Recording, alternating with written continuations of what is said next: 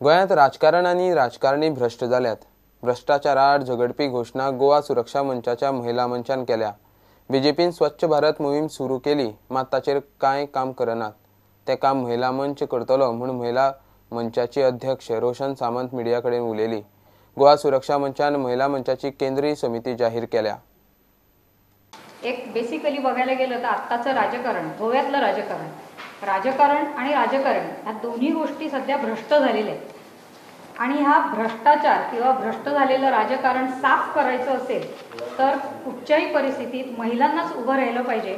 आणि आमचा जो महिला मंच आहे तो जास्तीत जास्त महिलांना राजकारणाकडे आकृष्ट करून त्यांनी आत्ता जे काही भ्रष्ट राजकारण झालेलं आहे ते स्वच्छ करावं, म्हणजे स्वच्छता अभियान जे आता भारतीय जनता पार्टी मोठ्या कौतुकाने नाचवते, परंतु त्या बाबतीत काम करत नाही। पण ते काम आम्हाला खरोखर पर्सनली हातात घ्यायचं आहे आणि पहिली स्वच्छता करायची ती राजकारणाची, आणि हे काम महिला मंच करण्याचा आटोकाट प्रयत्न करणार आहे। महिला मंचच्या अध्यक्ष या नात्याने माझी कार्यकारिणी घोषित करते।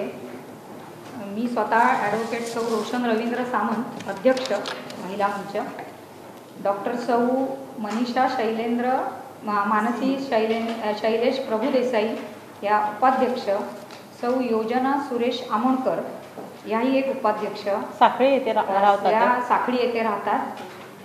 सौ सुमन निखिल शर्मा याही आणखीन एक उपाध्यक्ष, सौ शिल्पा संजय महमद महासचिव, सौ अब्दुल्ला अविनाश बेळेकर या सहसचिव, सौ नीता नंदकुमार रायकर या हळदोणा येथे राहतात त्या सहसचिव यात, आणि श्रीमती श्रीविद्या संतोष डिचोलकर सदस्य, आणि ॲडव्होकेट कुमारी सोनिया गुरुदास नाईक सदस्य।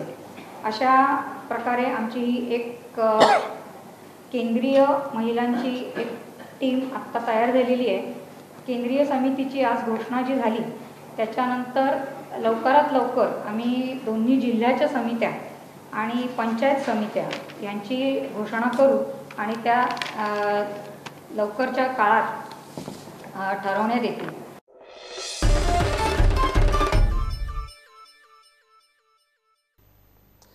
गोंय पंचायत कामगार संघटनेन पणजे पंचायत संचालनालयाचेर मोर्चा व्हेलो।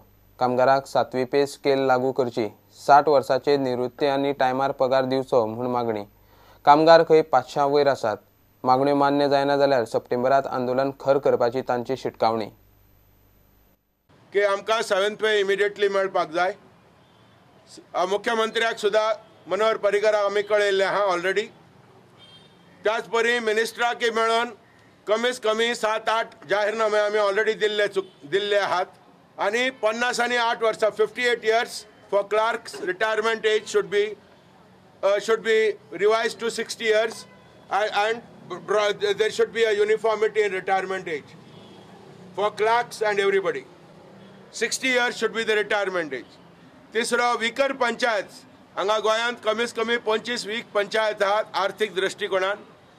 तांकां गव्हर्मेंट मदत करता, पण गव्हर्मेंटाची यंत्रां डायरेक्टर ऑफ पंचायत ती ज्या तरेन चलपाक जाय त्या तरेन चलना, म्हणून गव्हर्मेंटान अजूनही निर्णय घेवंक ना आणि त्या पंचायतीक आर्थीक मदत मेळोंक ना।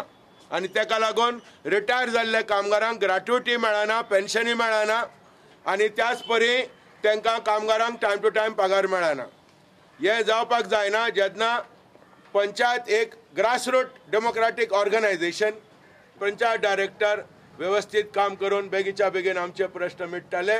आणि जरी तर मिटना जाल्यार आमी या सप्टेंबर म्हयन्यात परतून एक जाहीर मिटींग आपयतले आणि फुडलो निर्णय घेतले। चड करून सगळ्या पंचायतींनी आमी 2 दीस स्ट्रायक करपाची सुद्धा डिसिजन घेतले, पण ते लोकशाही पद्धतीन घेतले। वय मो लोकशाही पद्धतीन घेतले, सगळ्यांक विचारून घेतले। हांगा काय हुकुमशाही खंय कोण चलयना। इलेक्शन ड्युटी सगळें कितें आहा ते पंचायत कामगार करता। सो खरें पळोवंक गेल्यार आमी डबल गव्हर्मेंट एम्प्लॉईज, डबल, कित्याक आमी गांवचेय पळोवचें पडटा, पंचायतीचें पळोवचें पडटा, सेंट्रल गव्हर्मेंट स्कीम पळोवचें पडटा, स्टेट गव्हर्मेंट स्कीम पळोवचें पडटा, इलेक्शन कमिशनाच्या योजना पळोवच्यो पडटा, ताका लागून आमी डबल गव्हर्नमेंट सर्वंट.